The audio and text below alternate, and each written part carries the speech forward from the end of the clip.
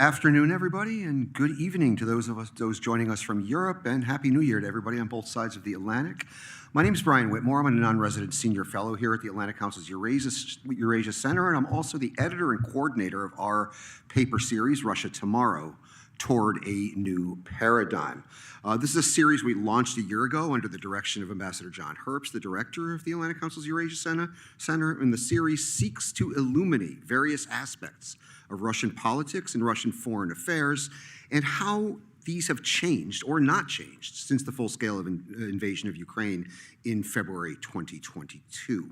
Today, we are launching the 7th paper in our series, in which the author, Ilya Zaslavsky, looks at how Russia's Kremlin-connected oligarchs, or as Ilya calls them, the kremligarchs, for reasons he will explain, have survived and even prospered despite the war and Western sanctions. Like all of Ilya's work, it is thorough and comprehensive. I ought to know because I edited it. Today's discussion, which includes the author and an all-star panel, will be moderated by Ambassador John Herbst, director of the Atlantic Council's Eurasia Center. But now I want to give the floor to Ilya Zaslavsky to present his paper. Thank you.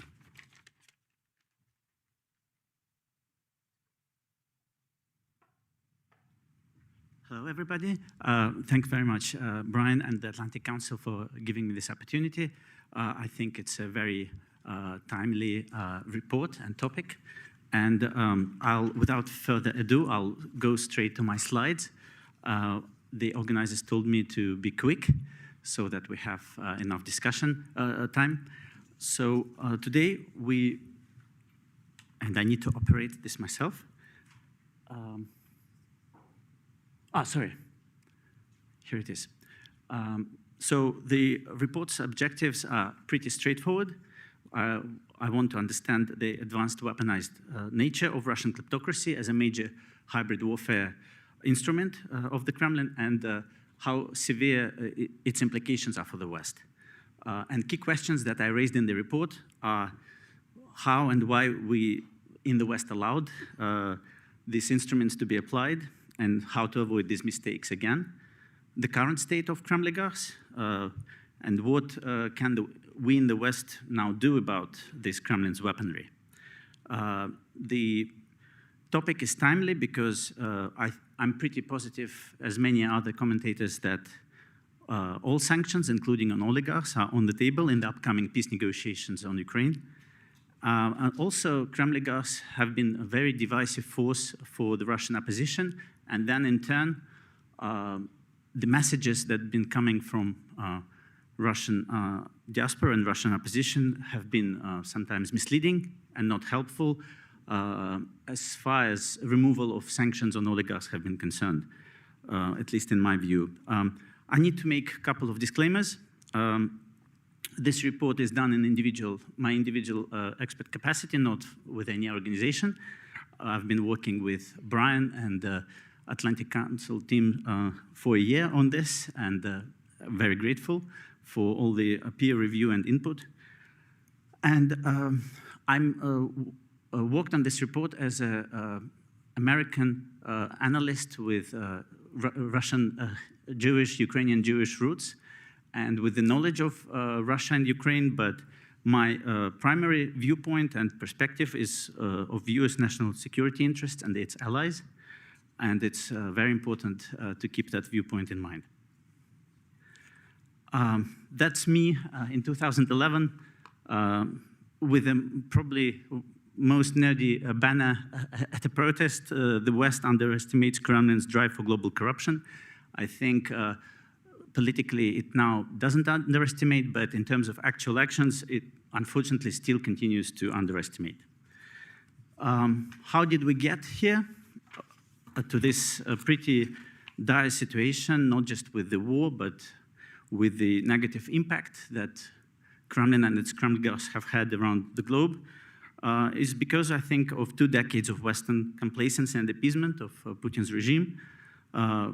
All started in 2008, and I go over details in the report, how partly it was caused by rising commodity prices and the West being distracted in Middle East and elsewhere.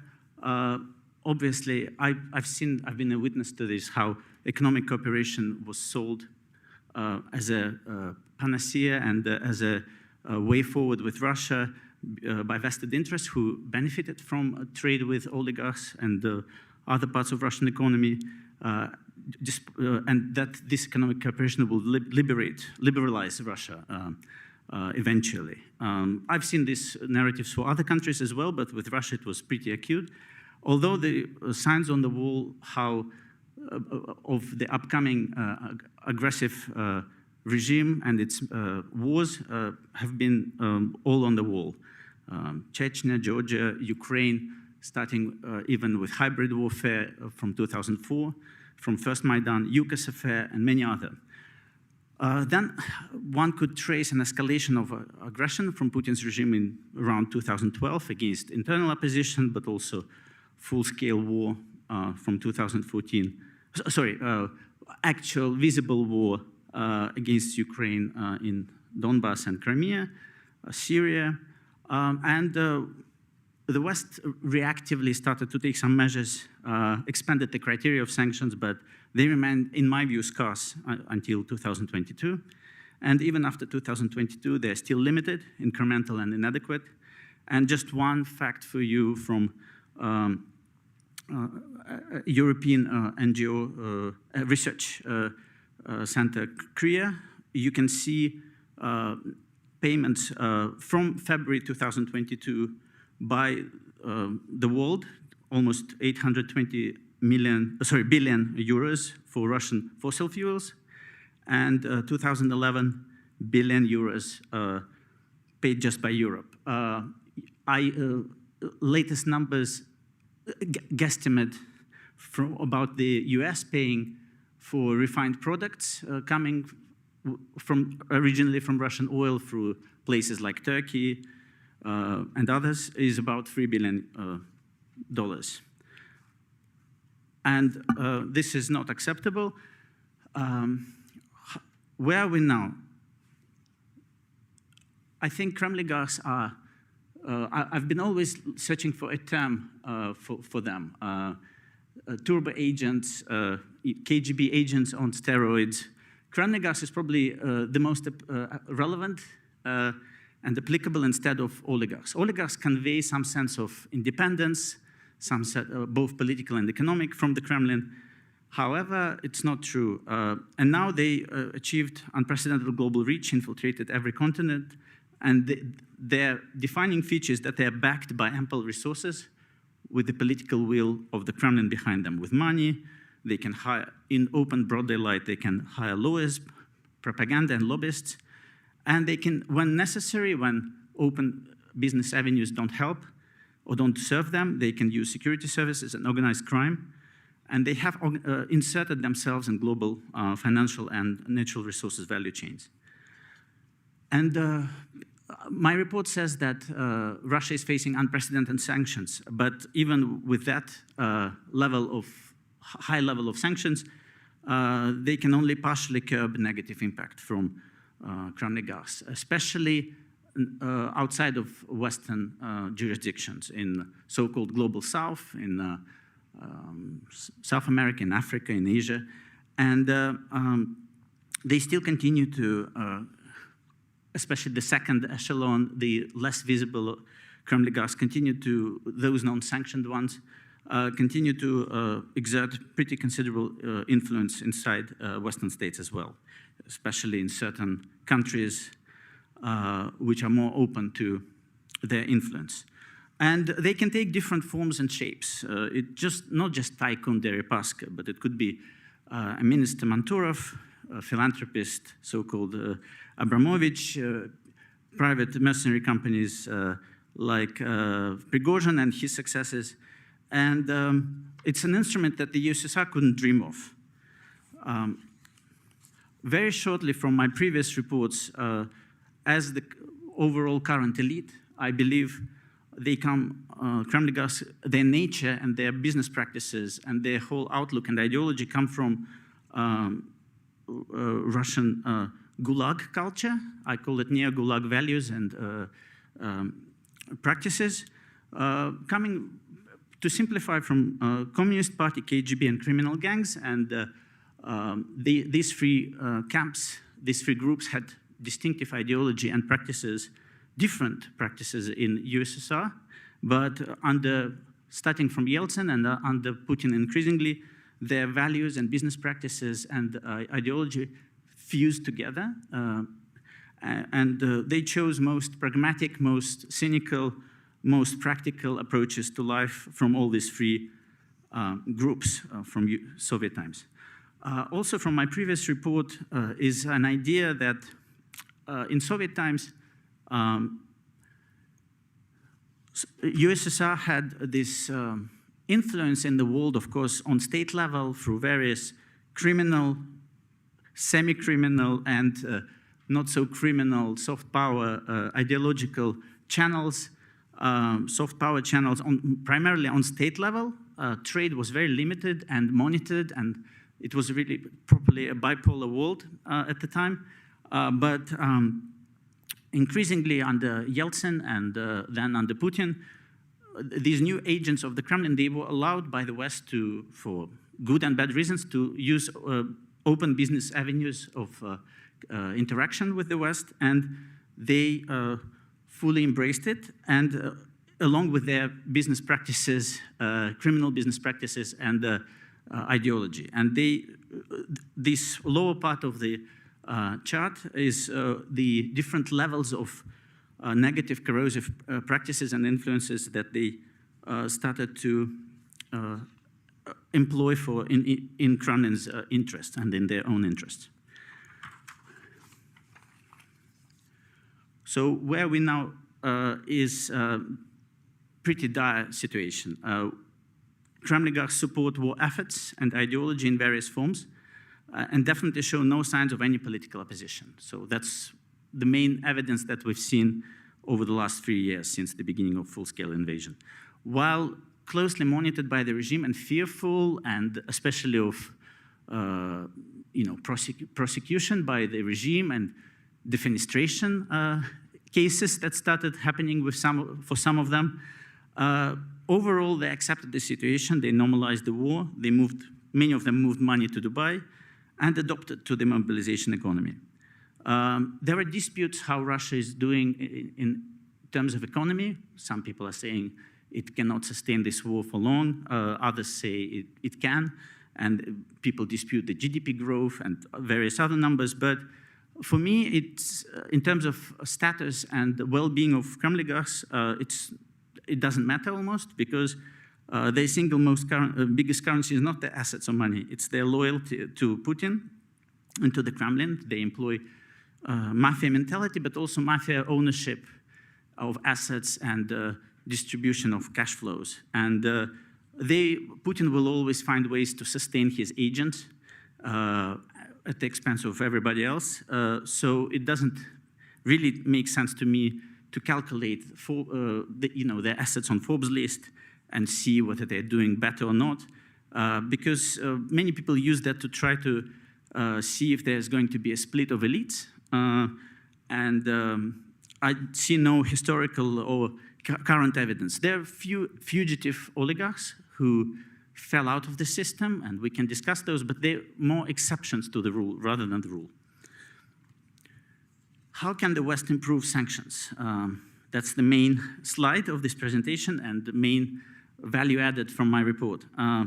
Obviously, we need systemic whole of the government response to threats and broader sanctions on Kremligarchs networks and value chains, because they're so widespread and so complicated and it's been allowed to flourish for 30 years.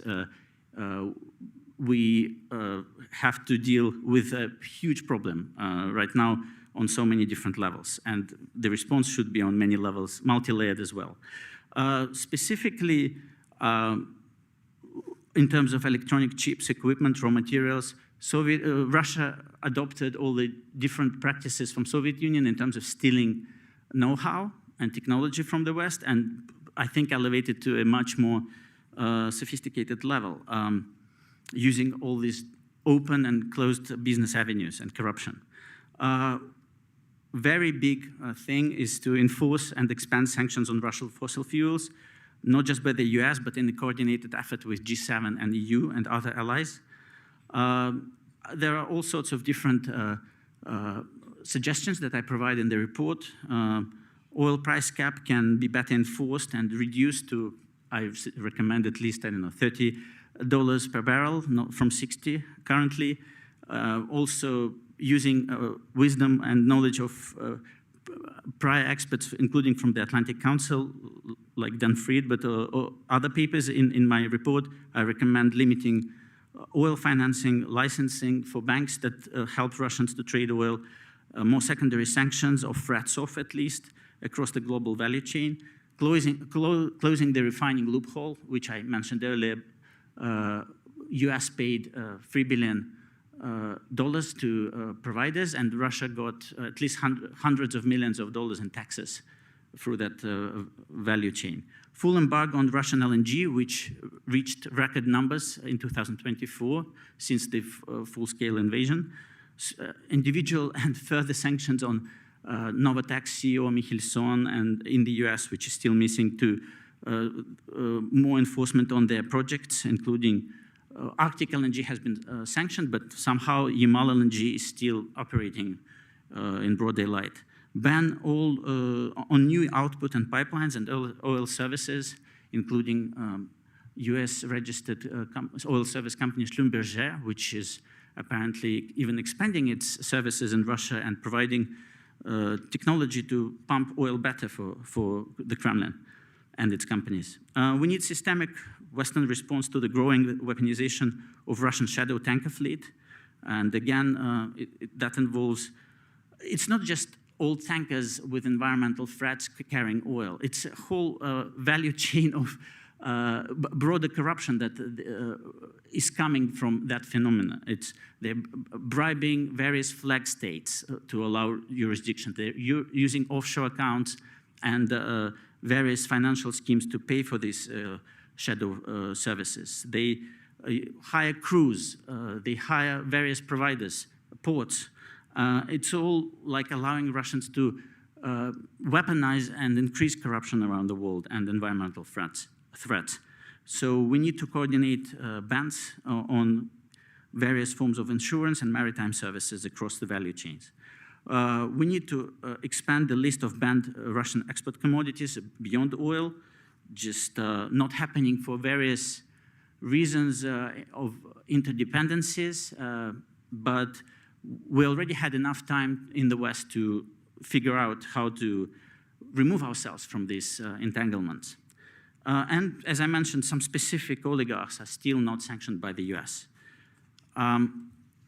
Beyond sanctions, I advocate that we learn from history, that we no longer come to business as usual, and not be sold by this idea of economic cooperation after some quick peace deal.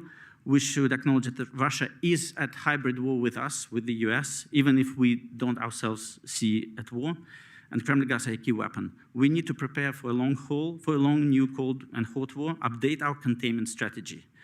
And possibly, specifically it could come in the form of designating Russia as a terrorist state, unless it pays reparations and does all the necessary things before any normalization. And I'll finish with that. Sorry if I took a little bit longer. My remarks are finished, and I invite the panel to the podium.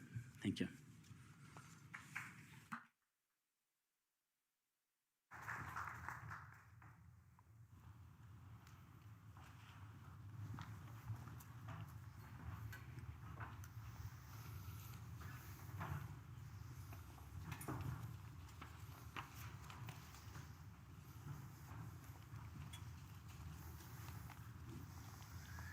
Ilya, thank you for that comprehensive report and the new word kremligarchs, which we will use regularly henceforth. We have a wonderful panel to discuss Ilya's report.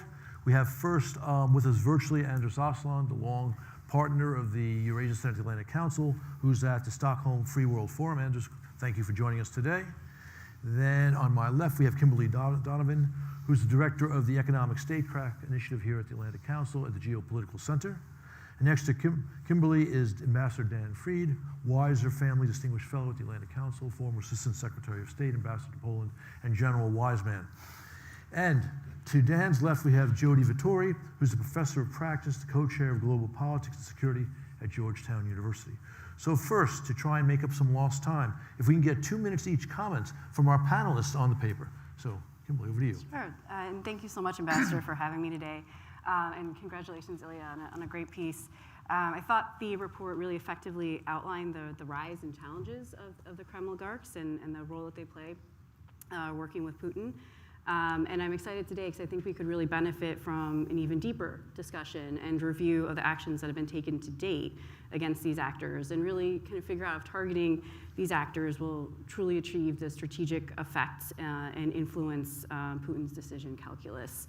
I can go into it further in our conversation, but just from my experience where we focus so heavily on sanctioning a lot of these oligarchs, yet they're still able to continue to move money and really hasn't affected Putin's decision to leave Ukraine.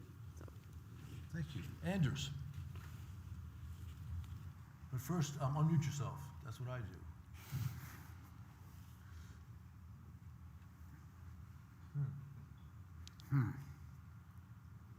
Sorry. First of all, I would like to congratulate Ilya on an excellent report, and I generally agree. A few points. One is Russian private finance doesn't stay in Dubai. It's $1.3 trillion at least that has passed out. And Gabriel Zucman has done the best analysis of this. And this money is primarily in two countries, the United States and the United Kingdom, because only they have sufficiently deep financial markets.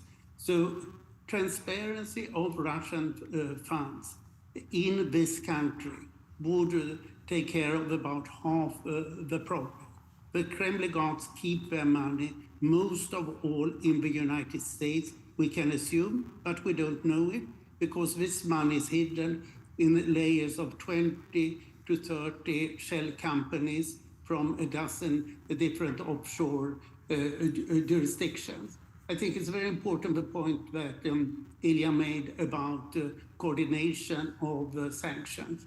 It should be that if one Western country sanctions somebody, all others should recognize that sanctioning. Now the kremligarchs, which I appreciate as a term, are playing around with it. And on electronics, restore COCOM as a multilateral organization for all the sanctioning nations. Then much more could be done. Thank you. Yes, thank you. Okay, Dan. It's a solid piece of work. I congratulate you on it. The recommendations are sound and sensible. The question I have is, somebody's got to say it first, will the Trump administration continue? Now, the Trump first term actually did an inconsistent job of pushing new sanctions, but not a bad one. So it is possible that they will proceed and incorporate some of your suggestions, which have been made by other people. Or they could do a deal at which point the Russians, a deal on Ukraine, at which point the Russians will insist that sanctions be removed, and you are right to flag that as an area where we need to proceed with caution, if at all, right?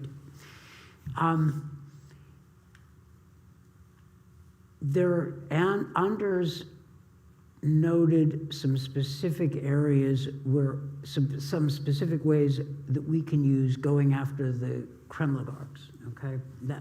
And I agree with all of them. The larger strategic problem is what I would call the Benito Cirino problem from a Herman Melville story. Does the American captain understand what he's looking at? And he doesn't until it's way, way late in the game. The Russians are busy not just doing hybrid warfare, but actual sabotage of let's say, infrastructure in the Baltic Sea. This is serious business. We have to act in a way that is commensurate with the challenge. And hopefully the Reaganites, if I can use the phrase, in the incoming Trump team will carry the day, especially if Putin treats Trump with disdain and dismisses his interest in negotiating some kind of reasonable settlement of the Russo-Ukraine war. So your piece is solid. I like the recommendations, and I was just trying to put it into some larger context. Thank you. Vittoria. Thank you. Thanks for having me here again. As everyone said, it's a great report. I would like to build on what Anders talked about, which is your concept of containment and the need to reinvigorate containment. And I can't help thinking back to George Kennan and his article on containment. And one of the things he highlights in there is the importance of the domestic front when we're dealing with containment. So building on Anders' side, the reality is the United States is still the easiest place in the world to launder money. And as Anders pointed out, a lot of that money, but we don't know how much is already here, and it's still remarkably easy to launder that money, particularly since the Corporate Transparency Act, which ended anonymous shell companies, is held up by the Fifth Circuit Court. It's currently in front of the Supreme Court, and we don't know what's going to happen with it. So if we're going to be serious about containing Russia, both as the United States and the West, we really have to protect our own money, financial assets. That means reinvigorating the Corporate Transparency Act, adding a public registry to it, passing the Enablers Act so that all the lawyers and accountants and everything that you mentioned, so that is no longer illegal to do so anymore. It means cracking down on cryptocurrency. You can argue whether cryptocurrency is nothing more than a pyramid scheme with lots of algorithms and power or not, energy or not. But the reality is terrorist groups, smugglers, organized crime, kleptocrats, kremligarchs, everybody is using cryptocurrency. It has to be treated like a real currency and monitored in the same way, whether it is a real currency or just a pyramid scheme or not. This, of course, is going to be a real problem because the GOP platform, the promises made in the campaign, were to lift a lot of anti-money and money laundering and counterterrorism finance capabilities, to review them. It's a big part of Project 2025. It's been pushed by other groups. Lifting surveillance on cryptocurrency as part of the GOP platform. So this is where we find out our personnel also policy, because there's a lot of crypto pros, particularly tied to Tether, which is the favorite of organized crime groups and kremligarchs when it comes to cryptocurrency. Is personnel policy, will anti-money laundering be lifted, counterterrorism finance be lifted across the board, or were those campaign promises that will largely not be fulfilled? And I think we'll know that in a few weeks, and it's going to be a very, I think, tense time on how far forward your excellent recommendations can go. Thank you very much, Dr. Vittori. Okay, life is trade-offs. So I've got 2 rounds of questions for our panel. And if each speaker can keep their answer to the questions to 2 minutes, we could probably go through all 2 rounds. If not, we can't. So, again, Mr. Oslovsky, thank you for a wonderful report. You get the first question, or a question and a half. This follows up on what the doctor just said. You talk about the kremligarchs as a serious security threat to the United States and the West. You're right. Could you elaborate on how their activities constitute that threat in 2 minutes or less? Thank you. Excellent question. There's been plenty of evidence that they continue to be very influential in the high-tech industry. There's been an article at the end of 2022 in the Washington Post about AI piracy, about various companies and associates of Viktor Vekselberg from Skolkovo trying to set up companies through expatriates here in the US. There's been a mention of associates of Masha Drokova, who used to be with Nashe and then suddenly showed up as a venture capitalist in California. And obviously, all of these people deny any wrongdoing, but there are big suspicions. There have been FBI reports and warnings to places like MIT before the full-scale invasion on any cooperation with various startups and Skolkovo. But the kremligarchs continue to invest in not just IT, but and social media and various apps, but also biotech in anywhere they can. Abramovich, to my knowledge, also online casinos, various cryptocurrencies, various legal and illegal schemes, scam. There's been great reporting by someone called Simone Weinglass from Israel, how Vexelberg and others continue to invest in many of these areas and continue to be influential.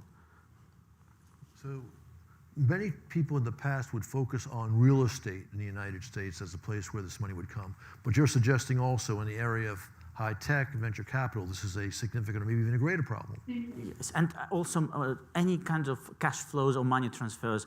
I forgot to mention famous scandal with Wirecard in Germany, and Jan Marsalek, just an agent of Russian state, moved in hundreds of millions of dollars in the interests of Russian security services. So yeah, it's very widespread. And as I mentioned, our response should be, as Jody also mentioned, very multi-layered and complex. Okay. Dr. Aslan, you've been one of the world experts on the Russian economy for about 40 years now, by my count. Could you speak to how the Russian economy is faring so we better understand the environment in which these kremligarchs operate? Thank you, John. Well, the word for this year is stagflation, which we all now use officially. Inflation has risen officially to 9.5%, probably in reality to 22% or something like that. The official interest rate is 21%. And this leads to low growth this year, while Putin has boasted previously about high growth in the last 2 years, between 3 and 4%. And this will not be maintained. There are 3 big bottlenecks. The first is finance, thanks to the Western financial sanctions. And Russia has now only 31 billion of liquid reserves left, which means that Russia can only have a tiny budget deficit. The second is a great shortage of labor, very much because of the mobilization, and a million people or so fleeing the country in 2022 because of the war and mobilization. And the third, what Ilya is discussing properly in this report, the technology that has become scarce. It should be more scarce, but it is scarce. And the Russian kremligarchs actually reinforce the problems by pushing capital flight. Thank you. Anders, thank you. Okay.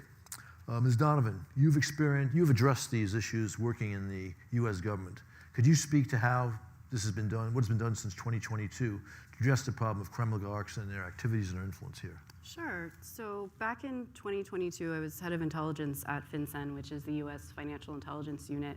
And we played a significant role in supporting all the different sanctions as well as enforcement efforts that G7 partners put into place. So I do think it's important to remember that the purpose of all of the G7 plus sanctions and economic pressure on Russia were really intended to achieve 3 different objectives. So it was to significantly reduce Russia's revenues from commodity exports, cripple Russia's military capability, as well as its ability to pursue war in Ukraine, and also to impose significant pain on Russia's economy. So when we went after all these different oligarchs, kremligarchs I think is a very good term, it was really to advance these different objectives. And I thought it was very impressive how G7 partners really came together quickly to take decisive action against especially a subset of kremligarchs because of their relationship with Putin, how they were benefiting from their loyalties to Putin. And the purpose of going after them was not only to try to influence Putin's behavior, but also to cut off Putin's ability to leverage their assets or the connectivity that they had to the international financial system. And I think from this experience, Anders mentioned it as well as Jody, we identified prolific amounts of Russian money laundering across the global financial system that we just, frankly, were not aware of before. And that's an issue that needs to really be addressed further in its own right, almost separate from the Ukraine challenge, just because of the security and stability of the global financial system and how Russia has been able to abuse its access to the global financial system. But getting to what was done immediately in the aftermath of the invasion, I mean, it was very impressive to me how quickly coordination among foreign partners developed, as well as coordination and information sharing across the interagency within the United States. In the immediate aftermath of the invasion, we stood up what was called the Russian Elites, Proxies, and Oligarchs Repo Task Force, which included the Treasury as well as finance ministries and departments of justice and ministries of justice across the G7 partners. And the purpose of this was to more quickly share information, leverage the available financial intelligence as well as law enforcement information, and pursue joint investigations into sanctions as well as enforcement actions. As part of the financial intelligence unit's role within this, we stood up our own working group. So we called it the Russia-Related Illicit Finance and Sanctions, RIFs, working group. And this was made up of all the financial intelligence units, again, from across the G7, but we also included Five Eyes partners like Australia and New Zealand, and as well as the Dutch, because we were actually working very closely with Europol, who's headquartered in The Hague. And the whole purpose of this was to expedite the sharing of information, especially financial intelligence, recognizing that the United States had one piece of the puzzle based on what we could see and monitoring the US jurisdiction, whereas maybe the French or Australians, they can see their half. So when we can put all those pieces together, you can understand what this network looks like and more effectively target it with sanctions or law enforcement tools. And all of this actually resulted in over 18,000 designations of individuals and entities associated with Russia. And while there definitely are gaps across which maybe oligarchs kremligarchs are designated in some instances, there is significant overlap, and I think that really is a credit to all these different task force and working groups. And finally, just one other thing, even though it's not directly related to the kremligarch issue, but I wanted to highlight was that Commerce Department and Department of Justice also set up what's called the Disruptive Technology Strike Force. And this is where they're working very closely with different law enforcement agencies to not only deter the illegal acquisition of advanced US technology by Russia, but also China and Iran, and making sure that those that are continuing to evade export controls are held accountable. And I think just to date, I mean, this task force has been around for 18 months, and they've already advanced over 26 criminal cases due to sanctions evasion and export control evasion. So, Kim, thank you very much. Ambassador Fried, Ilya lays out a timeline of Russian aggression since Putin came to power, highlighting the war in Chechnya, the invasion of Georgia in 2008, and noting that Western response was less than strong. He then explains the Western concern, maybe the reason for that, as partly due to Western economic interests in Russia and Russia's integration into the global economy. Can you give an insight into Western diplomatic thinking at that time, how these instances of Russian aggression were viewed, and what drove West's policy response? Ouch. 2 minutes. For different reasons, some of the Europeans, particularly the Germans, French, and the Americans, were slow to recognize the nature of Putin's threat, the nature of his regime. Strobe Talbot was the first person in 2000, Clinton administration, who said that he thought Putin was bad news. And he was dismissed, even within his own administration, he was an outlier. The Bush people, and I was part of that team doing Russia policy, tried to embrace Putin as maybe authoritarian, but a modernizing reformer. There are such historical precedents, and we gave it a try. There was a basis to do so. And the question in the Bush administration is, when did people fall off that train? Okay? The Bush administration as a whole didn't fall off that train until the Russo-Georgian War of 2008. Bush himself started to have doubts about Putin's democratic bona fides in the fall of 2003. I know that. I was witness to his conversation with Tony Blair on that subject, way ahead of their relative ministers. I was an early hawk, as was Toria Nuland. I went to an EU political directors meeting in 2005 and tried to caution the Europeans about excessive dependence on Russian energy. It's your point about business. They looked at me like I had two heads. I mean, complete disaster. And then Rice, 2008, after the Russo-Georgian War, gave a speech which would read well today, saying Putin can either be integrated in the world or he can fight to start wars to rebuild his empire. We have to make sure he can't do both. Pretty good speech. Completely overtaken by the Obama people who came in and didn't know what they were looking at. And that was the reset. I get it. I understand why, but it turned out to be wrong, just the wrong policy, for understandable reasons. They didn't fall off the Putin train until after 2014 and the first invasion of Ukraine. And the Obama White House, I hate to say it, was divided. There were people who didn't think that someone said to me, quote, Dan, you know we have no real strategic interests in Ukraine. This was after the invasion of Crimea and the beginning of the invasion of Donbass. So it took a while.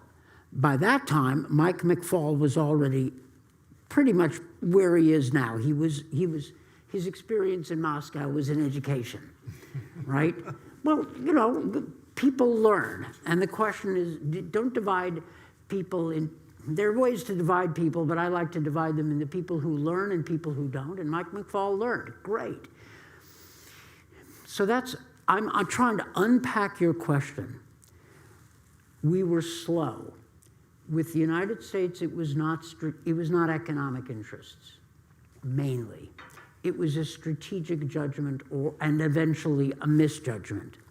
With Europe, particularly Germany, it was a strategic misjudgment in the service of economic interests. The Poles, the Balts were right all along. They were practically the only Europeans who didn't fall for Putin.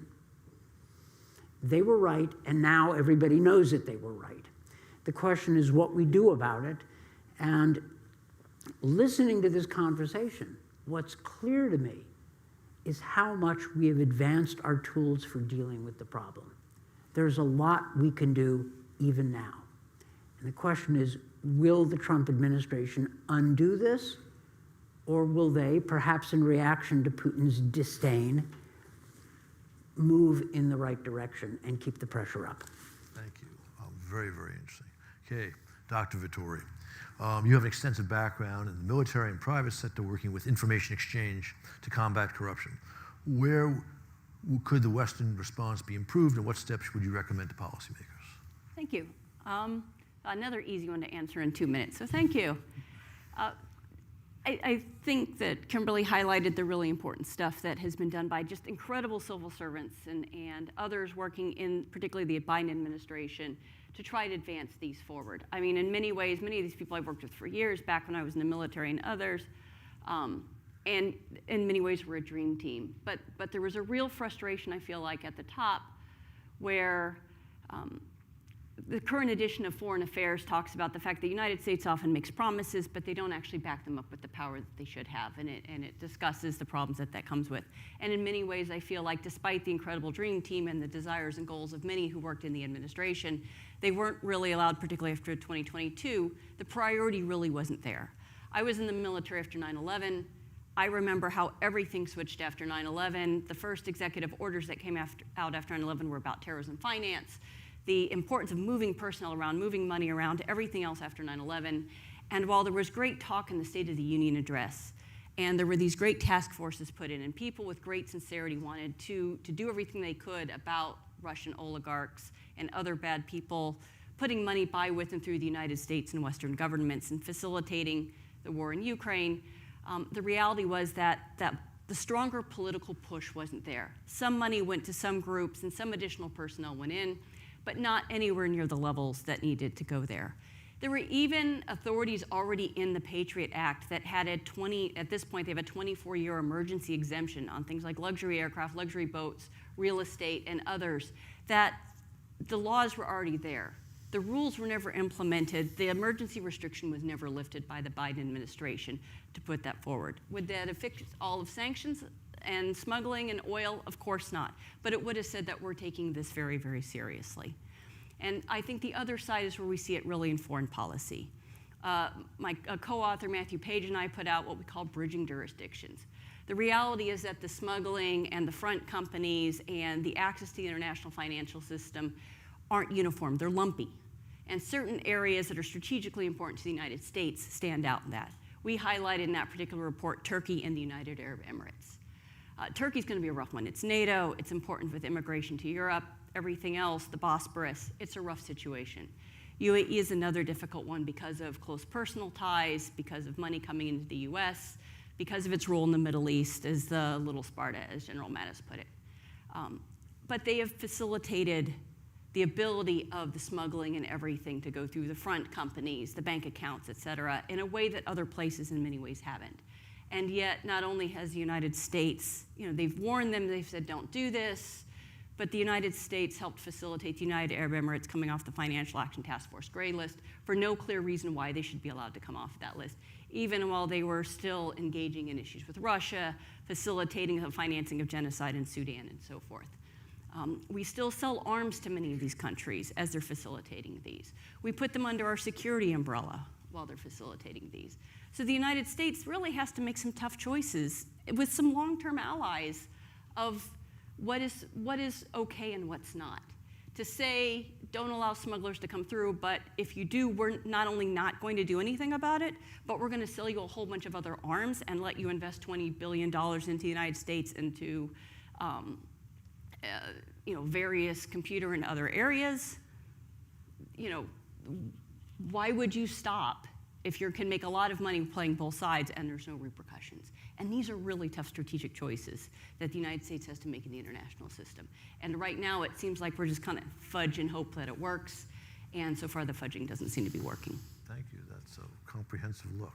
Okay, we don't have too much time, so we'll skip to audience questions. We have a microphone in the back for people who are here, and we have some online. I'll start with one online. It's from Jim Jameson. Ilya, you get the first shot at this. Who are the priority unsanctioned kremligarchs that the U.S. should in fact sanction? So in the U.S., we're discussing different jurisdictions, but in the U.S. there is Roman Abramovich, Leonid Mikhelson, who are not yet sanctioned. There are smaller figures like Dmitry Rybolovlev. They all comply with different cards and various other criteria for sanctions, but somehow they managed to avoid. Some, like Mikhelson, I believe, through various continued dependencies of, so-called dependencies of Europe on gas, and I know Novatek has lobbyists in DC, but others, Abramovich probably, some people still believe he is a good back channel, or like, but there are many smaller figures who, as like in your question with high tech, they continue to operate. They even researched by media like Washington Post, but then nothing happens to them. Thank you. Anders, you want to add any other names here? Name that kremligarchs as part of our presentation.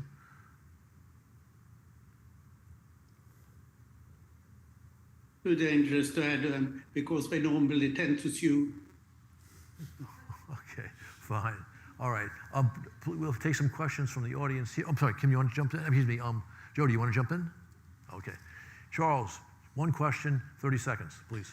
Thank you, Ambassador Herbst. Charles Litchfield, Deputy Director of the Geoeconomics Center. My question is about countries that are not in the G7 but should be under more pressure from G7 countries. I'm thinking of the likes of the bailiwick of Guernsey or the Principality of Monaco.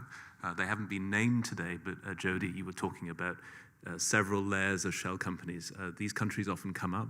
And they're invoked as excuses, including by my own country, the UK. We don't actually control them. They have their own parliaments. They have a royal charter from the 1100s or whatever, which prevents us from doing anything.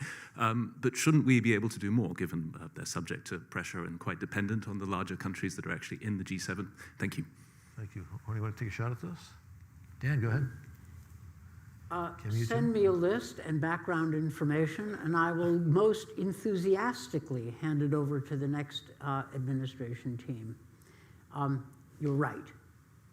Hit them hard, and don't take excuses. Maybe the UK has its reasons, like that's their politics, but we have our own policy. John, if I may add, the big problems are certain British overseas territories, Cayman Island, British Virgin Island, and also the Channel Islands, Guernsey and Jersey. Britain adopted legislation calling for their transparency soon after 2016, but this has not been implemented. And this really has to be implemented very hard. Also, Britain itself has adopted transparency legislation, but it is not fully implemented. That is, companies are supposed to give their ultimate beneficial owners, but nothing happens when they don't. Thank you. Can I just follow on with what Anders said? Because I think the problem is much bigger than just Russia. I mean, there's anti-money laundering issues at stake across the entire global financial system. So these principalities, or whatever we call them, as well as different countries like in the Cayman Islands and so forth that have citizenship by investment. I mean, that's a huge money laundering risk and issue. Beneficial ownership is still a huge problem. The amount of resources that small organizations just like FinCEN or across the intelligence community have to put into identifying and doing the forensic accounting to identify who owns what, because we now have a pause on collecting beneficial ownership within the United States, and not all of these jurisdictions even collect that type of information. There's a lot of loopholes here that are broader AML, CFT concerns, in addition to Russia issues and oligarchs. Okay, we have a question online from Ian Jansen for Ambassador Fried. What is the role of Europe in dealing with the kremligarchs, especially given the Russian tycoons' love for parking their money in London, Monaco, and Switzerland? Work together.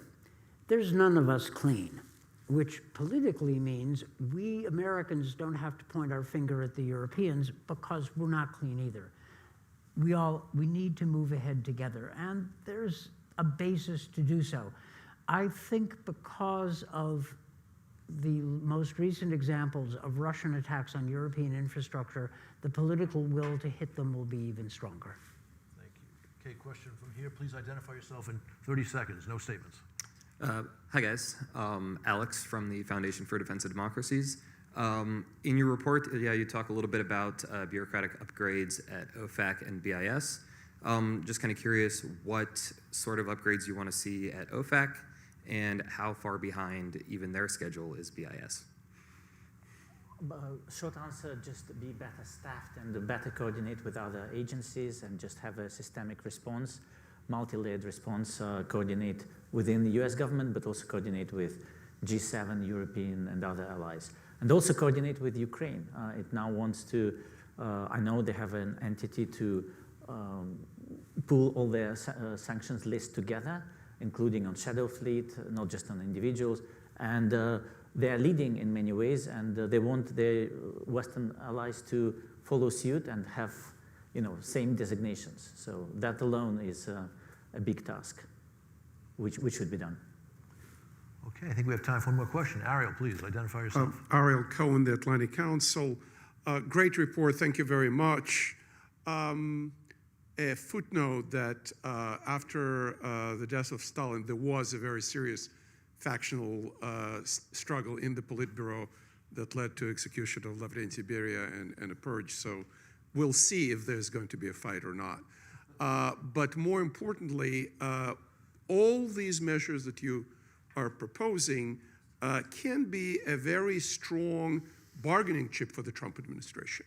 And I'm trying to wrap my brain around how can we advocate for these measures as the administration may try to move towards either a negotiated ceasefire or even some kind of a peace in Ukraine, and how do you communicate this, that this is probably not the time to just lift all the sanctions prematurely or at all. If the panel has ideas or propositions, how can you use these sanctions and expansion and tightening of the sanctions as a part of this negotiating strategy? Thank you. Yeah, I agree with you, and actually I would even go farther than the recommendations that you had out in the report. I think that when you look at the Trump administration, at least how they worked the first time around, it's all about making a deal and negotiating. So if you can be negotiating from a position of strength, then that you can get a better deal out of that. So as we consider our communicating, advocating for different actions, I mean, if we frame things in terms of making a good deal, I think that is justification within itself that we need to use every single economic tool that we have at our disposal right now. But Ilya. We should look at the reasons why these sanctions, particular sanctions, were installed in the first place, and not trade them off for other reasons. We should achieve all our main goals, in terms of Ukraine, in terms of reparations, in terms of war criminals being prosecuted before any normalization. We should not go to business as usual, because it will not be just bad for Ukraine. It will be bad for NATO and for America's status. And I think the way to put it forward is to just explain on bipartisan level, that all of our actions in these peace negotiations will have grave security implications for the US. America first is fine as long as we actually do it. If we actually look at security implications for the US and NATO. So that's the way forward, I think. Dan, you want to add anything? Jody? Okay, we are actually a minute over time. So my apologies to those standing in line over there. We're not going to be able to take any additional questions, or those in the virtual audience as well. Thank you all for coming today. Critical subject. Ilya, great report. There will be follow-ups on this. We'll be doing more in the field of what we need to do to address the threat that the Kremlin poses to Western interests, including in the financial field. Thank you all for coming.